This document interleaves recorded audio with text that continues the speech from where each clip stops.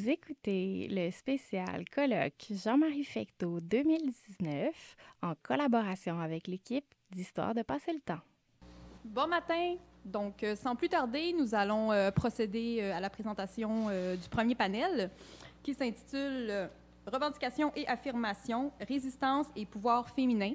Donc, ce panel sera présidé par Madame Lise Roy, donc spécialiste de l'histoire de l'Europe moderne et de l'histoire des femmes. Donc, Madame Roy, je vous cède la parole. Merci. Donc, on va commencer ce matin avec deux présentations. D'abord, par ordre chronologique. Vicky Laprade, qui est candidate à la maîtrise au département d'histoire de l'UQAM, qui travaille sous la direction de Laurent Colantonio, va présenter donc une communication qui a pour titre « Reconnaître un engagement militaire, les demandes de pension militaire des vétéranes irlandaises 1916-1922 ». Super. Bien, tout d'abord, merci beaucoup à mes collègues pour l'organisation du colloque et merci à vous d'être là ce matin. Donc, sans plus tarder, je vais commencer. Alors, dans le cadre de mon mémoire, j'étudie l'implication des femmes irlandaises qui ont participé au soulèvement pour l'indépendance de l'Irlande d'avril 1916.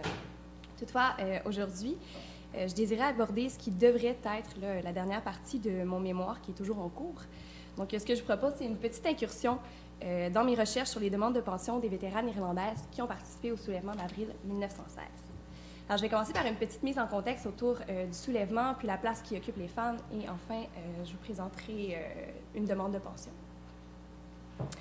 Alors, pour commencer, je pense que c'est nécessaire de revenir très brièvement là, sur la notion de nationalisme irlandais tel que je l'entends et qu'il est utilisé au 19e siècle. Alors, ce nationalisme, ou plutôt ces nationalismes, puisqu'ils sont pluriels, vont énormément marquer et influencer l'Irlande contemporaine, notamment parce qu'ils sont au cœur des principaux conflits. Alors, pour ma part, je m'intéresse aux nationalistes séparatistes républicains, donc à ceux et celles qui souhaitent une rupture complète avec l'Angleterre et non pas seulement une plus grande autonomie.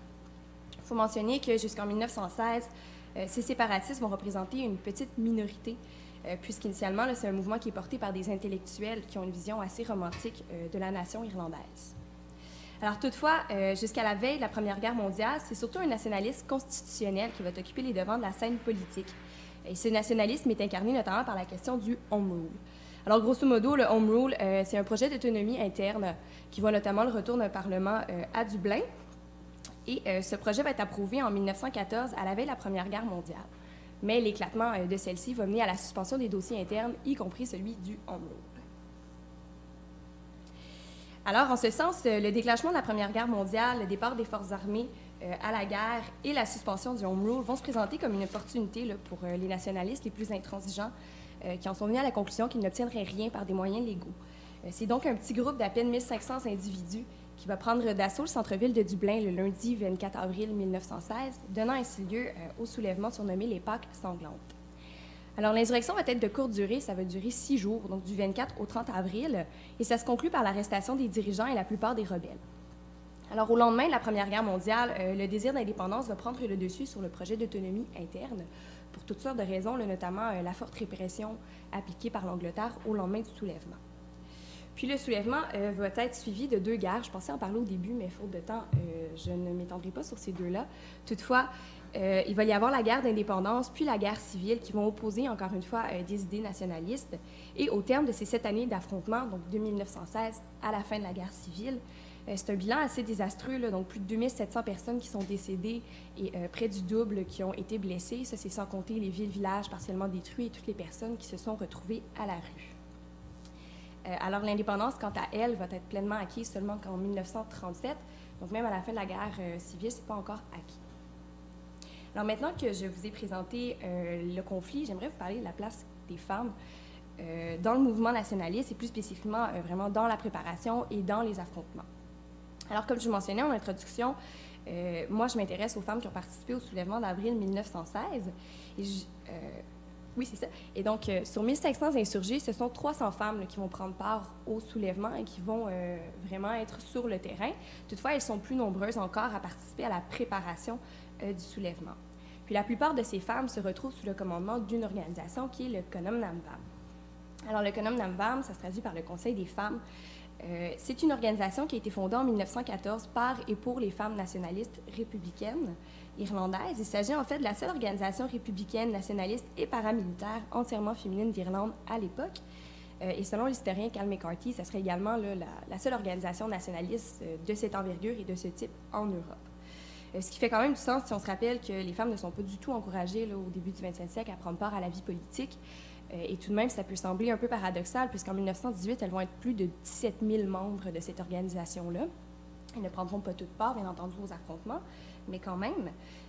Puis l'existence de cette organisation-là s'explique notamment par le fait qu'elles émergent dans un moment où l'Irlande connaît beaucoup de changements sociaux et connaît des changements très rapides. Puis le Conum Nam-Vam, c'est une organisation qui est pro-armes et qui est hiérarchisée un peu de la même manière que l'armée. Donc, il y a des commandants, des généraux, des capitaines, etc. Oui, c'est ça. Alors, je mentionnais qu'il y a beaucoup de changements sociaux. Donc, outre le mouvement nationaliste, il va y également avoir des mouvements féministes, des mouvements syndicaux, des mouvements socialistes également. Donc, c'est toutes sortes de mouvements sociaux là, qui se côtoient, s'influencent et prennent de l'importance au courant du 20e siècle. C'est-à-dire qu'au début du 20e siècle, il existe déjà plusieurs organisations féminines, la première ayant vu le jour en 1900, mais ces dernières concernent principalement des questions peut-être plus traditionnelles, là, comme la question du suffrage et les droits des ouvrières. Donc, c'est-à-dire que ce ne sont pas toutes des organisations nationalistes indépendantistes, loin de là. En contrepartie, il existe aussi des organisations qui ont les mêmes vocations que le Conum Nam-Vam, donc d'établir la liberté de l'Irlande. Ce sont des organisations nationalistes et républicaines. Mais à l'exception de l'Irish Citizen Army, ce sont des organisations qui sont strictement masculines. Donc, elles excluent les femmes de leurs organisations. Alors, le Conum Nam-Vam va se définir comme une organisation auxiliaire aux hommes de des Irish Volunteers, notamment parce qu'elles ne peuvent pas rejoindre le groupe, donc elles vont créer une organisation auxiliaire afin de pouvoir participer, elles aussi, à la libération de l'Irlande. Donc, ce qu'il faut retenir, c'est que le Conum Nam-Vam va être créé pour répondre à un besoin, celui des femmes séparatistes et républicaines qui souhaitent s'investir dans la cause de l'Irlande, mais qui font face à des portes closes. Alors, à sa première réunion, elles vont adopter une constitution qui a 4 points. Elle va éventuellement changer cette constitution-là, mais à la base, c'est d'avancer la cause de l'Irlande libre, d'organiser les femmes d'Irlande dans la poursuite de cet objectif, d'aider à armer et à équiper un corps d'Irlandais pour la défense de l'Irlande et de former à cet effet un fonds appelé Fonds de la défense d'Irlande.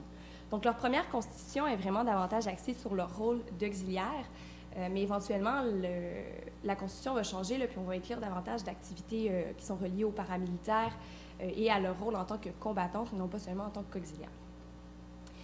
Donc, toutefois, que ce soit durant le soulèvement, dans la guerre d'indépendance ou la guerre civile, ces femmes vont occuper des rôles et remplir des fonctions qui sont vitales aux forces révolutionnaires. Alors, quels sont ces rôles? Eh bien, elles vont avoir des tâches peut-être plus traditionnelles, là, comme préparer la nourriture, sont également elles qui vont confectionner et réparer les uniformes. Elles vont prodiguer les premiers soins, soit en tant qu'infirmière ou en tant que chirurgienne. Elles vont aussi être responsables du volet plus philanthropique, dans le sens où ce sont elles qui vont organiser des activités pour ramasser des fonds. Elles vont aider les enfants pauvres, elles vont organiser des soirées dansante, puis elles vont aussi organiser des concours de tir au revolver, donc ça va vraiment sur une grande panoplie d'activités. Cependant, leur rôle ne se limite pas à ces activités. Elles remplissent aussi des fonctions qui sont moins traditionnelles et davantage liées, comme je le disais, à l'aspect paramilitaire de l'organisation. Elles ne participent évidemment pas toutes au combat, mais elles sont tout de même quelques-unes à occuper des postes de soldates, notamment les femmes qui étaient avec l'Irish Citizen Army. Puis, elles ont tout de même toutes reçu, ou presque, un entraînement militaire et appris à charger, décharger et nettoyer des fusils, qu'elles étaient avec le Conum Nam-Vam ou avec l'Irish Citizen Army. Donc, ce sont également les femmes qui, le plus souvent, vont être chargées de transporter et cacher les armes et munitions. Elles vont également avoir des rôles de messagères, d'éclaireuses. Elles vont devoir collecter des renseignements et les apporter au service de renseignement révolutionnaire. Certaines vont même apprendre à utiliser le code Morse et à fabriquer des bombes artisanales. Donc, elles sont très investies. Puis, elles organisent des manifestations et se voient parfois confier aussi des tâches un petit peu plus ingrates, comme attirer des soldats britanniques dans des recoins pour que leurs comparses de l'Irish Volunteers les dépouillent.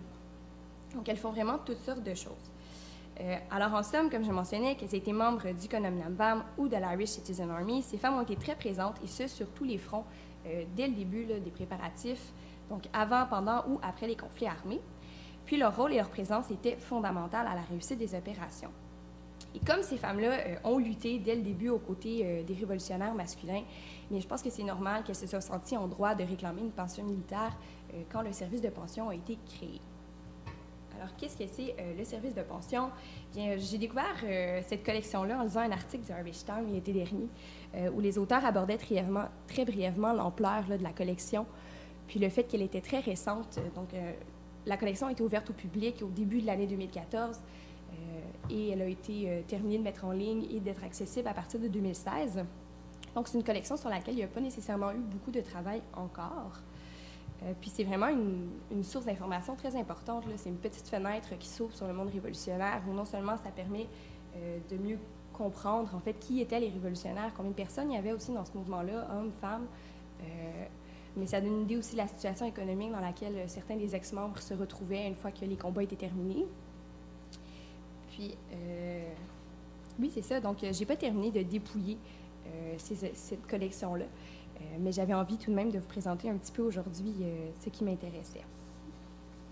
Alors, en Irlande, la création d'un service de pension militaire pour les ex-vétérans, pour les vétérans, survient dans un contexte particulier qui peut en partie expliquer certaines des irrégularités qu'on va retrouver dans les premières formes de la loi. Puis, comme le souligne l'historienne Mary Coleman, il y a deux facteurs qui sont à prendre en compte. D'abord, le fait que l'indépendance n'est pas encore acquise en 1923, comme je vous ai dit tout à l'heure. Donc, on va exclure, en fait, les vétérans de la Première Guerre mondiale parce qu'on considère qu'ils sont du ressort de l'Angleterre et non pas de l'Irlande, comme ils ont combattu dans les troupes britanniques.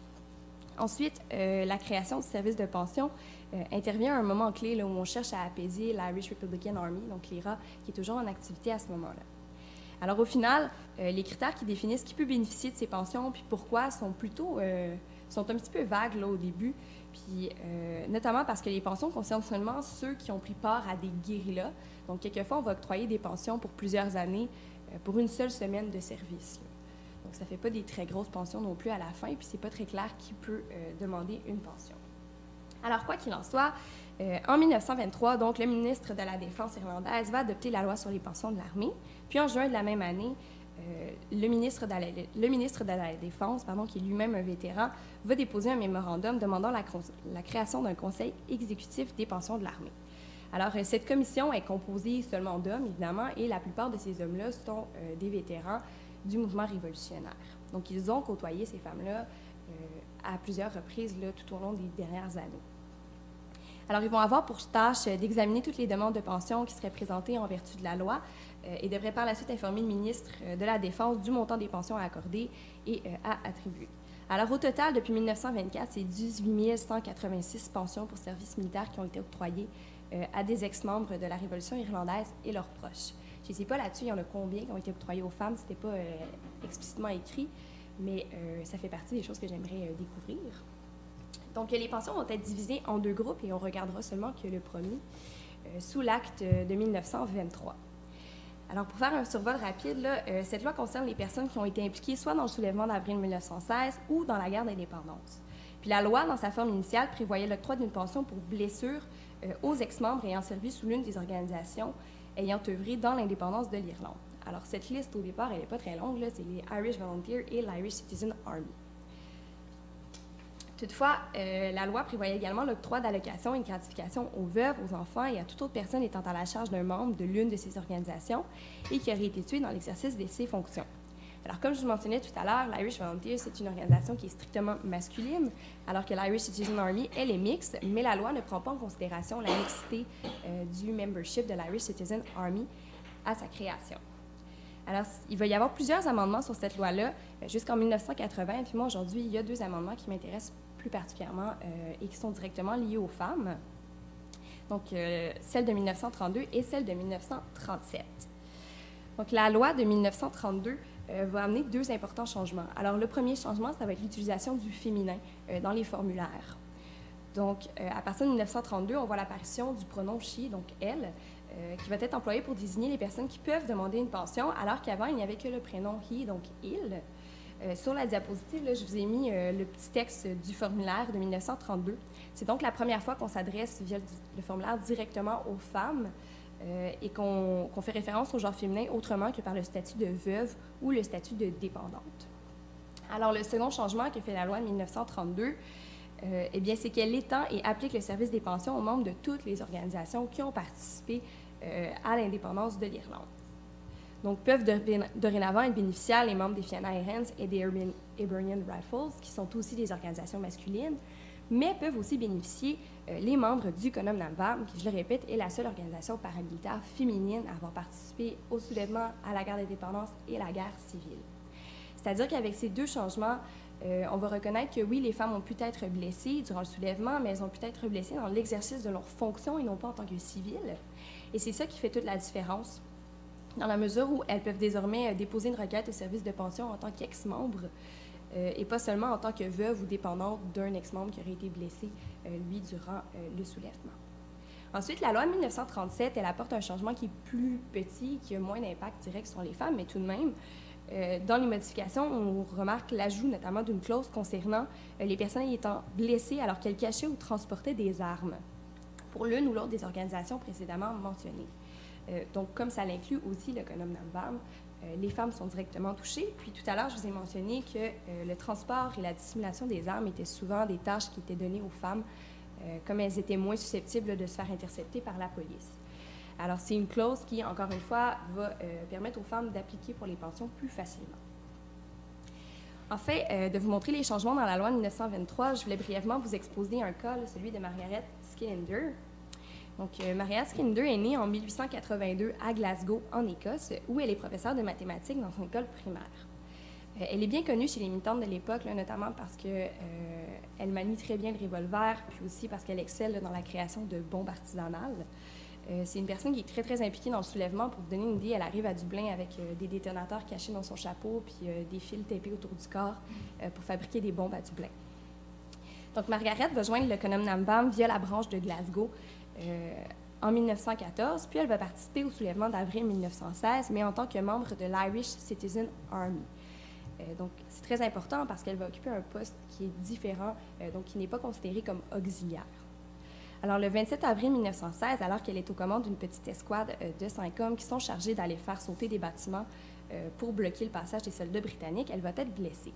Elle reçoit, entre autres, 3 balles, dont 2 à l'épaule droite, qui vont lui laisser des séquelles permanentes.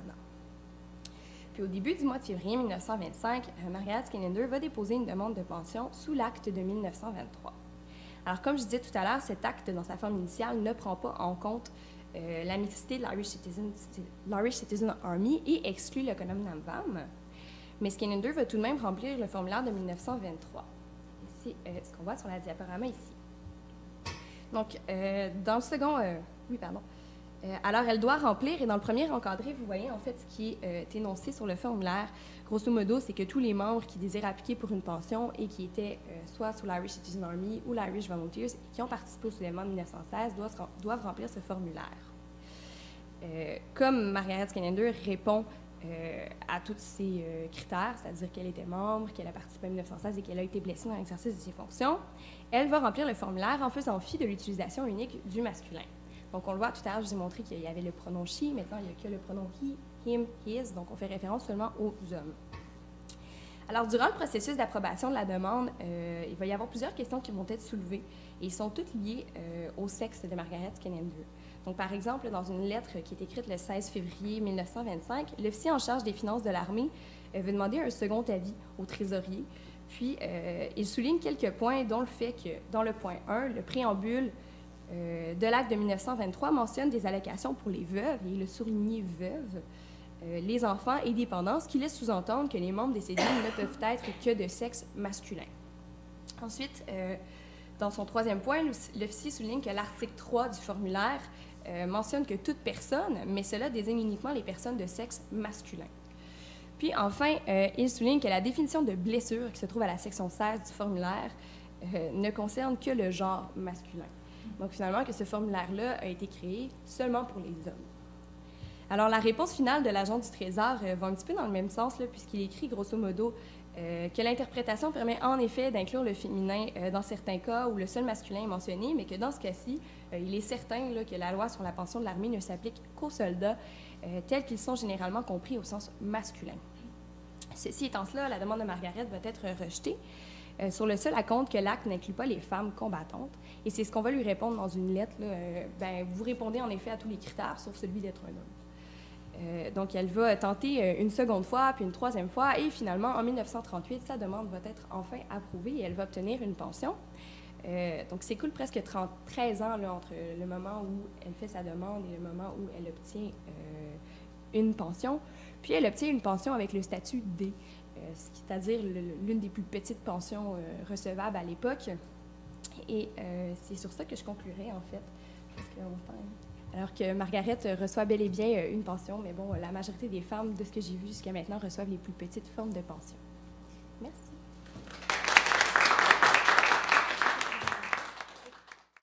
L'historien se porte davantage sur le deuxième conflit qui mettra en opposition ces travailleuses à leur employeur, le plus grand fabricant d'allumettes au Canada, l'A.B.A.D. Company.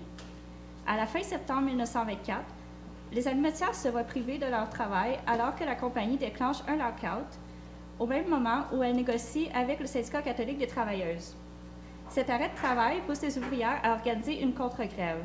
Le conflit durera plus de 3 mois et marquera l'imaginaire comme étant un parfait exemple de la lutte menée par le syndicat catholique féminin.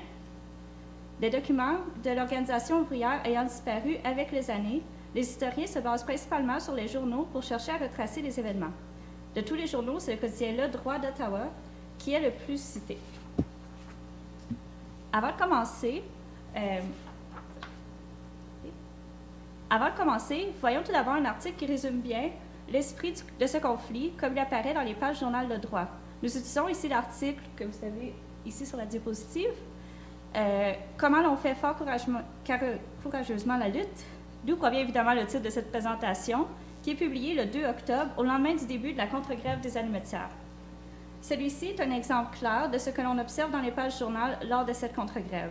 En lisant ces quelques lignes, nous réalisons que cette courageuse lutte est certes l'action militaire des ouvrières, mais aussi la plus populaire. De par cela, le droit ne nous présente pas un conflit opposant les travailleuses à un patron, ici la A.B.A.D. Company, mais l'affaire de toute une ville par le biais de la solidarité. Notre but principal, dans le cadre de cette communication, est de présenter l'image projetée par les médias, dans ce cas-ci le journal Le Droit, de la lutte menée par les allumetières de la A.B.A.D. à l'automne 1924. Comment cette couverture journalistique a façonné tout au long de ces événements la perception du conflit en mettant de l'avant le concept de protection morale, lui donnant de ce fait une distinction de noble lutte. Et lorsque les revendications se transformeront, le support, autant de la part de la population que dans les articles d'opinion du journal, déclinera. Donc, on va juste voir un petit peu rapidement la méthodologie. Donc, justifions tout d'abord pourquoi nous utilisons principalement le journal Le Droit comme source primaire. Tel qu'indiqué précédemment, l'organe de presse est la source la plus utilisée par les historiens pour étudier le conflit de 1924. Puisqu'il s'agit d'un quotidien, celui-ci nous permet de suivre de près le conflit 6 jours par semaine, le dimanche ayant pas de journal. Aussi, celui-ci réserve au minimum une page entière aux nouvelles de Hull, souvent plus, puisque la population ulloise forme la majorité de son lectorat. Également, Le Droit est à l'époque un organe de presse idéologique en faveur du syndicalisme catholique et publie fréquemment de longs articles portant sur la doctrine sociale de l'Église et la classe ouvrière. Le journal devient même l'un des moyens de diffusion centraux du syndicalisme dans la ville, alors que l'Association ouvrière catholique et les différents syndicats qui s'y rattachent y publient presque quotidiennement des annonces dans sa colonne « Vie syndicale ». Considérant que ce journal est à la fois l'organe de presse principal pour les nouvelles ulloises, en plus de supporter ouvertement la cause syndicaliste catholique, nous pouvons penser qu'un grand nombre d'articles seront publiés durant le conflit qui implique le syndicat des allumetières, un syndicat catholique féminin.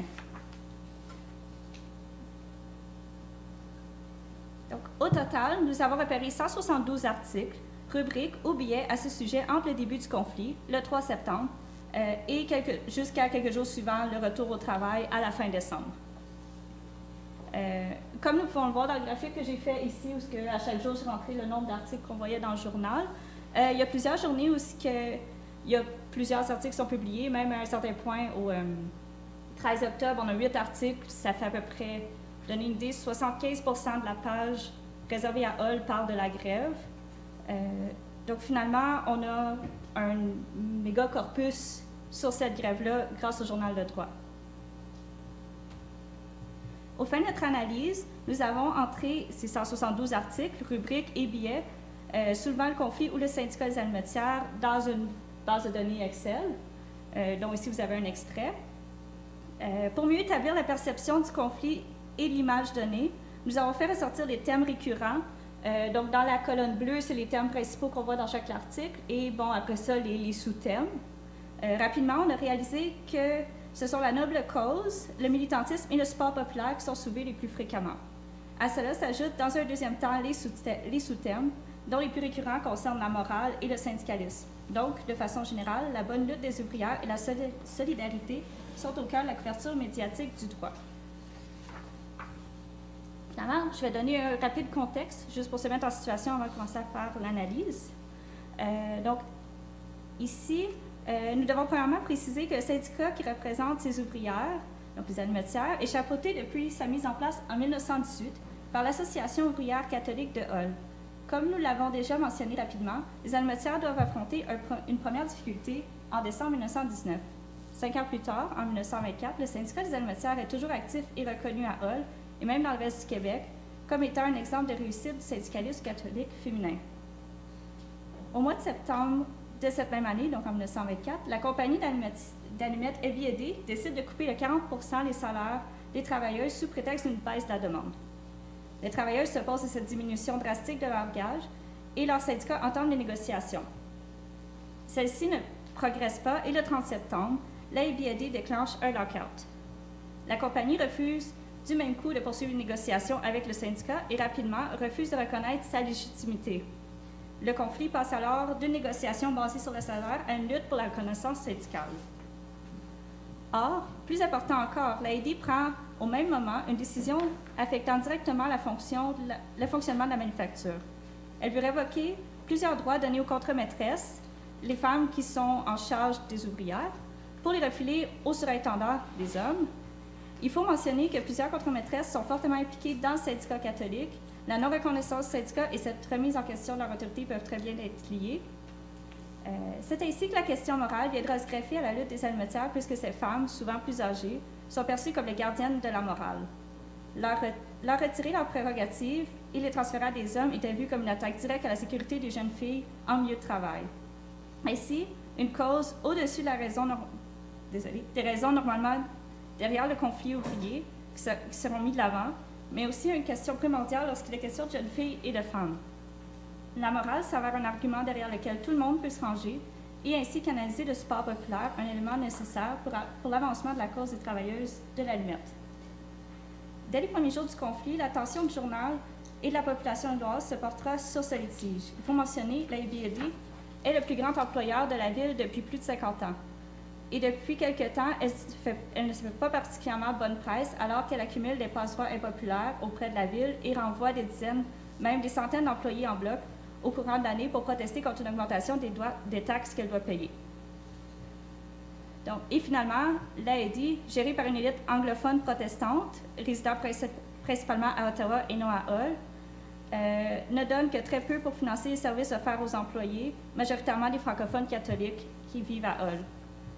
Une animosité règne alors depuis un bon moment déjà dans la population face à cette entreprise lorsque la contre-grève des allumettières débute. Donc maintenant, cela établi, nous pouvons alors observer la couverture médiatique de la contre-grève des allumettières. Premier point important, le droit nous présente la noble lutte des travailleuses comme une copie conforme du modèle militantisme encouragé par le syndicat catholique. L'organe de presse ne manque pas de marteler qu'il s'agit d'une contre-grève et non d'une grève. La distinction est essentielle, puisque les syndicats catholiques se font très réfractaires à l'utilisation de la grève. La contre-grève, quant à elle, est un combat entrepris par les travailleurs lorsqu'ils sont confrontés à un lockout, donc une défense et non une tactique offensive. Cela permet également de présenter les employés comme des victimes de la mauvaise foi de l'employeur. Également, les allumettières semblent mener une lutte paisible et pacifique, sans incident, toujours selon le droit, les distinguant clairement des manifestations beaucoup plus mouvementées qu'on voit normalement chez les syndicats non professionnels et masculins. Puis, la lutte n'est non pas synonyme d'une demande d'augmentation de salaire en réponse à la coupure de 40 %, mais de combat pour la reconnaissance du syndicat et surtout de la question morale. Ainsi, de par cette dernière, la cause des allumettières est non seulement typiquement féminine, la morale n'étant pas abordée normalement avec les travailleurs masculins, mais elle est aussi bien catholique et au-dessus des demandes ouvrières traditionnelles et de là tout le concept de la bonne lutte.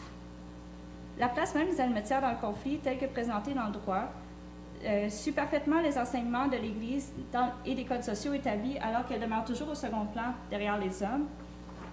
Bien qu'il y ait un exécutif du syndicat féminin, ce sont les hommes de l'Association ouvrière de Hull qui les défendent principalement devant la compagnie, dans les rencontres syndicales et sur la place publique, et finalement dans les pages du journal.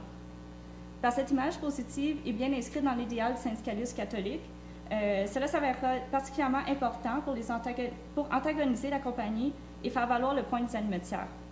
On retrouve alors une opposition nette entre jeunes ouvrières canadiennes-françaises et les surintendants masculins d'une compagnie au patronat anglophone protestant qui souhaitent s'attaquer à la morale catholique. De par cette opposition nette, le support de la population canadienne-française se trouve favorisé. Donc, comme nous l'avons vu au début de cette présentation, le support populaire est inséparable de la lutte dans les pages du journal Le Droit. Pour que les almetières sortent victorieuses de ce litige, la population doit les appuyer avec force, car elles ne peuvent le faire seules. Et comme nous l'avons déjà soulevé, le contexte est particulièrement propice à cela, alors que la compagnie fait l'objet de plusieurs critiques dans la population et même au sein du conseil municipal depuis quelque temps. Dans les pages du journal, nous trouvons 98 articles sur les 172 qui soulignent la sympathie exprimée envers les almetières. Donc ici, on en a quelques exemples qui sont tous publiés au mois d'octobre.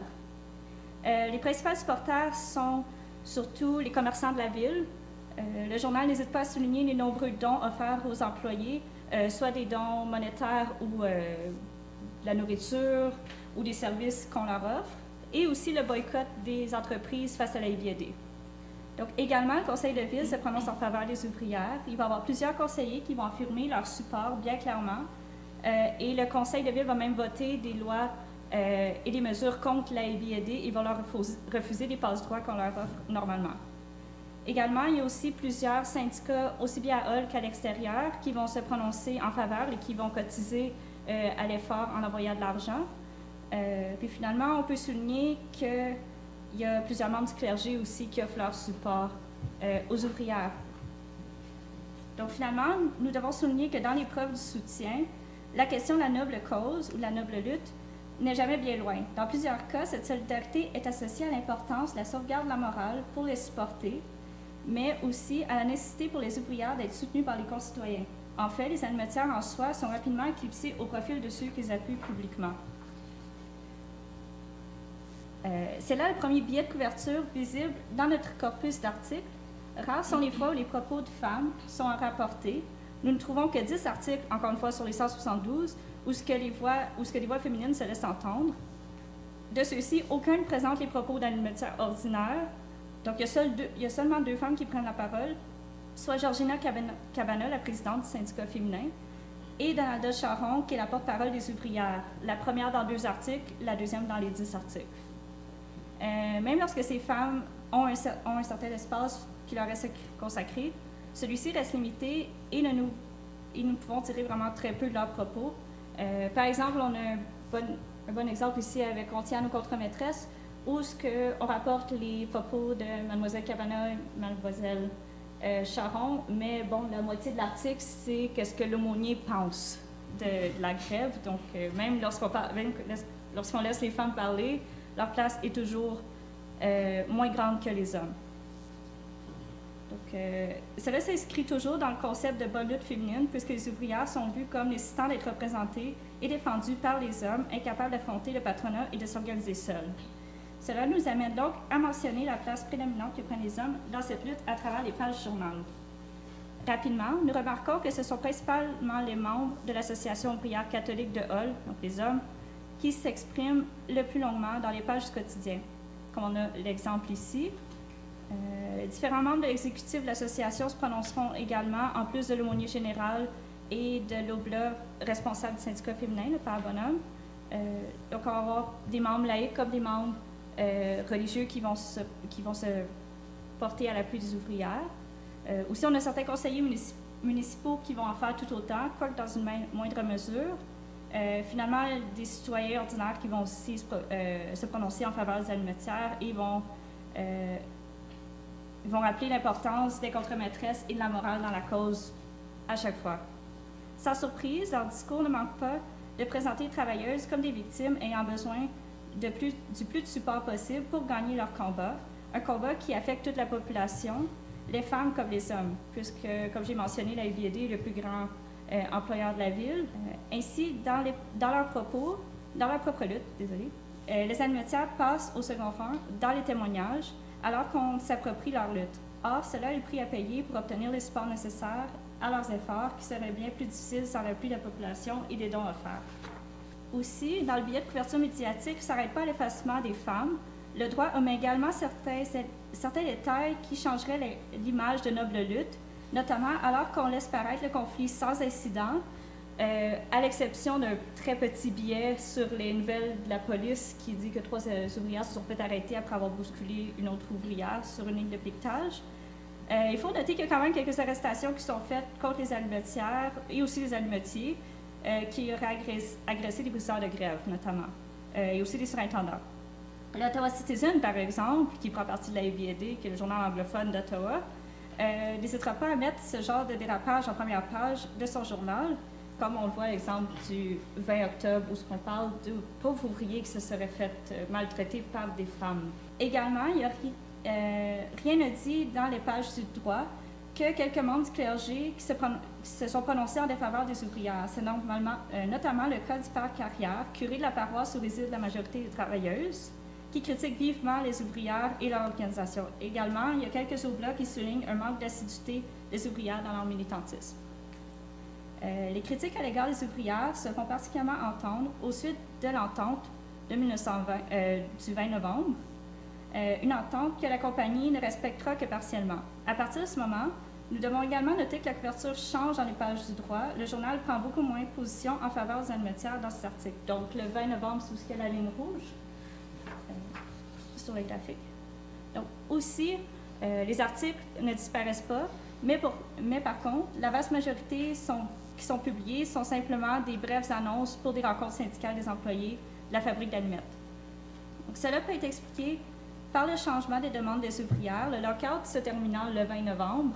Le retour au travail est possible pour la vaste majorité des ouvrières et la cause du mécontentement est devenue moins claire dorénavant.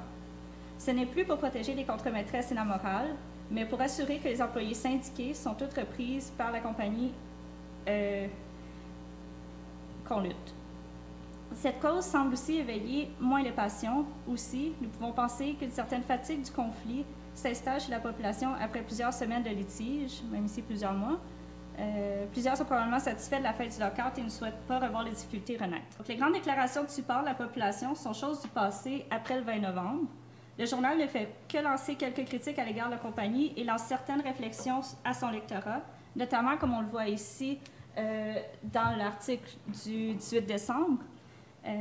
Comment est-ce que la Ville jugera les ajustements de la compagnie? Mais on ne parle plus des ouvrières. Le ton a clairement changé, le militantisme disparaît, la noble lutte aussi certainement, et c'est vraiment une question d'antisyndicalisme et de mauvaise volonté des patrons qui prend l'avant-plan. Donc, au final, nous voyons que la couverture médiatique de la contre-grève des allumetières de 1924 est certainement empreinte d'une idéologie claire, faisant de la morale le cheval de bataille alors que le conflit est, à la base, centré sur les conditions salariales et la reconnaissance syndicale. C'est la morale qui permet aux ouvrières de recevoir des appuis forts, que ce soit par la population ou le journal en soi. Lorsque les objectifs changent après l'entente du 20 novembre, le discours du journal se transformera. La morale n'étant plus l'objet d'inquiétude, c'est le syndicalisme et par le fait même l'antisyndicalisme qui prennent le premier plan. Aussi bien le militantisme des ouvrières que le support de la population disparaissent complètement des pages du journal. Tout au long du conflit, les deux biais principaux que nous rencontrons sont l'effacement de certains éléments allant à l'encontre de l'image que soit donnée aux ouvrières et à leur lutte, mais aussi l'effacement des ouvrières en tant que telles. Ce sont alors les hommes qui ont la mission de les représenter, respectant ainsi l'ordre établi. Ainsi, on présente les allumetières comme de bonnes militantes organisées par des hommes du syndicat et comme des victimes qui ont besoin du support du reste de la population dans leur bataille. Elles ne font certainement pas la lutte seule. De surplus, nous pouvons affirmer que cette bonne image s'avérera en fait bénéfique pour les travailleuses, du moins pour un moment jusqu'à l'entente du 20 novembre. Les ouvrières feront face à peu de positions autres que le patronat et quelques membres du clergé et auront la chance de mener une lutte de plusieurs semaines grâce aux dons et aux témoignages d'appui de leurs supporters. Donc, dernière petite remarque que j'aimerais faire en conclusion finale, c'est que l'influence de la couverture médiatique du droit se voit encore aujourd'hui, puisque c'est la source principalement utilisée par les historiens. Donc, le biais du journal Le Droit affecte certainement la perception du conflit en 1924, mais encore aujourd'hui, dans les documents d'historiens, puisqu'on la présente souvent comme une grève, un exemple de succès du syndicalisme catholique féminin, quand en fait les ouvrières, leurs syndicats échouent dans leur lutte, puisqu'on ne réembauche pas les animatières qui étaient trop près du syndicat. Donc, l'histoire de la contre-grève de 1924 semble généralement s'arrêter à l'entente de 1920. On ignore beaucoup ce qui se passe par la suite, donc on remet souvent l'image de la noble lutte et du sport indéniable offerte aux contre-grévistes. Et ultimement, encore aujourd'hui, la seule animatière qui a trouvé une place dans la mémoire collective et la seule à avoir réellement été présentée dans les journaux, qui est Donalda Charon, qui on vient de nommer une rue à Gatineau, en fait, le mois dernier. Puis les autres animatières sont tombées dans l'oubli malgré leur participation à la grève de 1924.